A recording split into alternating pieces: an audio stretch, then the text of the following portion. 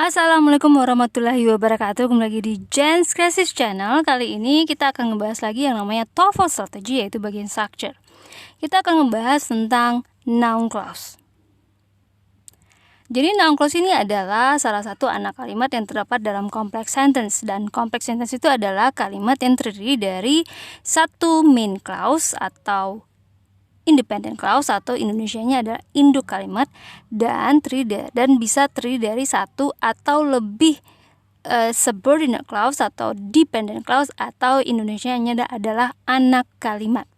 Dimana kali ini kita akan ngebahas anak kalimatnya yang noun clause.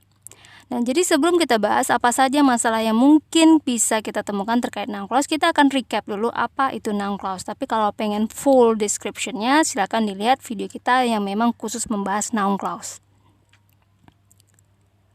Nah, jadi noun clause itu adalah klausa yang berfungsi sebagai kata benda. Jadi kalau dia berfungsi sebagai kata benda, otomatis dia bisa menjadi subjek dan juga objek dalam kalimat.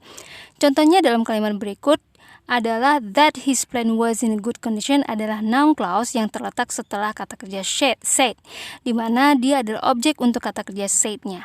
The pilot said itu adalah main clause, dan that his plan was in good condition adalah subordinate clause, yang mana dia adalah noun clause. Noun clause juga bisa berfungsi sebagai subjek seperti dalam kalimat kedua ini, where the girl went is a mystery. Noun clause-nya dari where the girl went, dan dia adalah subjek untuk kata kerja di main clause yaitu is. Jadi kalimat utamanya adalah dari where sampai mystery, di mana si induk kalimatnya subjeknya adalah klausa yaitu noun clause where the girl went. Noun clause juga bisa sebagai objek dari preposition. Contohnya, how she will treat my child adalah objek dari preposition about. Maka ini adalah noun clause yang berfungsi sebagai preposition. Aturannya tetap sama seperti halnya adjektif. Kalau ada dua verb dalam kalimat, maka kita akan temukan dua subjek. Dan kalau ada dua subjek dan dua verb, berarti akan ada independent clause dan dependent clause dalam kasus complex sentence, di mana independent clause-nya hanya satu dan dependent clause-nya bisa lebih dari satu. Dan untuk menghubungkan antara independent dan dependent clause, kita bisa memakai konektor. Dan konektor biasanya selalu mengiringi dependent clause. Jadi kita gampang mengidentifikasi mana induk dan mana anak dengan melihat apakah kalimat itu diawali dengan konektor. Kalau diawali dengan konektor berarti dia anak kalimat atau dependent clause.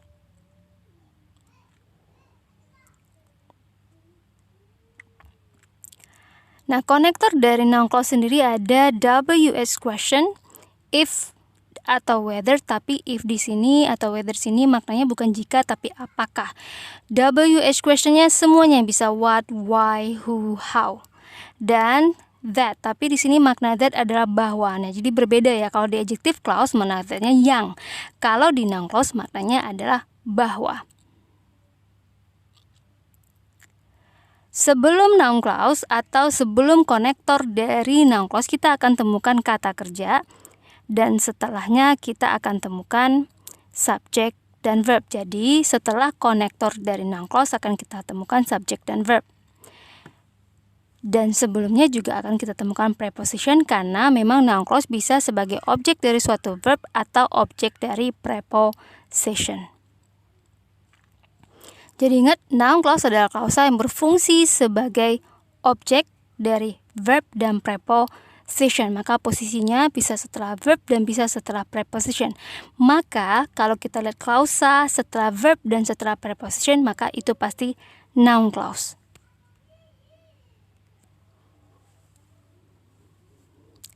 Kemudian noun clause juga kita bisa temukan di awal kalimat, di mana didahului oleh konektornya, dan setelah konektornya akan ada subjek dan verb. Nah, di sini noun clause-nya berarti berfungsi sebagai subjek untuk kata kerja di main clause. Maka setelahnya urutannya konektor subjek verb dan verb, maka itu adalah independent clause, di mana subjeknya adalah noun clause. Nah, jadi tadi kan setelah konektor biasanya kita temukan subjek dan verb, tapi khusus untuk konektor seperti what, which, dan who, kita akan temukan setelahnya verb. Bisa verb, bisa subject dan verb. Kenapa bisa begitu? Karena si who, what, dan which bisa berfungsi sebagai subjek. Contohnya, I know what you put in your bag. Perhatikan, konektornya sama-sama memakai what, tapi setelah what-nya ada subjek you dan verb put.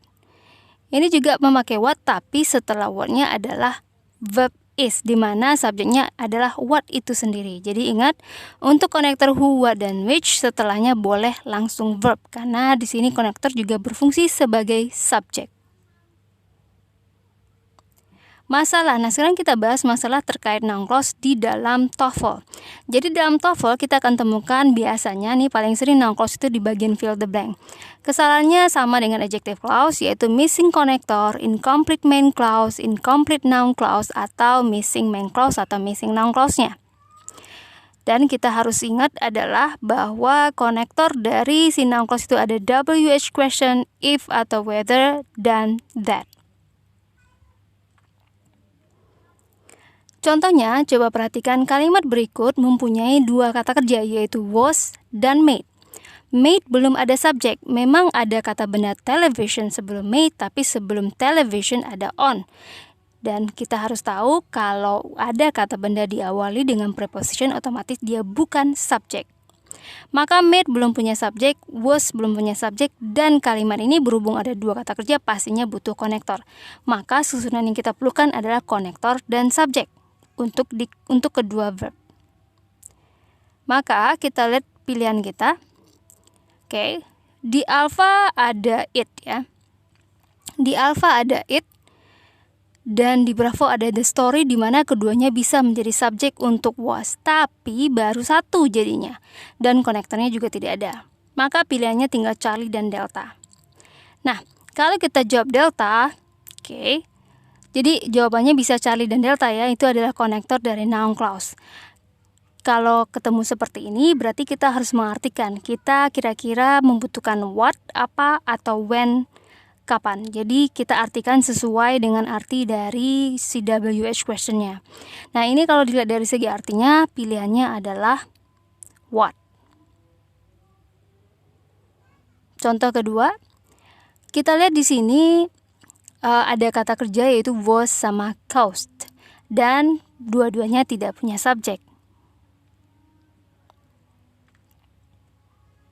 Maka pilihannya tentunya adalah yang ada konektor sekaligus subjek, yaitu alpha. Contoh ketiga, perhatikan dalam kalimat ini sudah ada konektor were, tapi kata kerjanya baru satu dan tidak punya subjek. Jadi kita butuh subjek dan verb satu lagi. Maka kita lihat di pilihan jawabannya. Yang memenuhi syarat yang juga ada subjek dan verbnya yaitu Delta.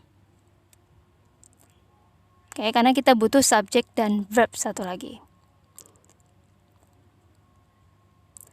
Contoh lainnya, di sini coba perhatikan ada kata kerja believe dan will become. Believe sudah punya subjek writers dan will become sudah punya subjek vision. Maka yang kita butuhkan adalah konektor. Dalam option yang ada konektor ada cuman bravo. Kalau alpha ada subjeknya, kita hanya butuh konektor. Maka jawabannya adalah that. Oke, nah kira-kira itulah masalah yang terkait dengan noun clause di dalam soal TOEFL. Jadi ingat, kalau dalam fill the blank selalu cek ada berapa kata kerjanya, terutama kalau soalnya panjang.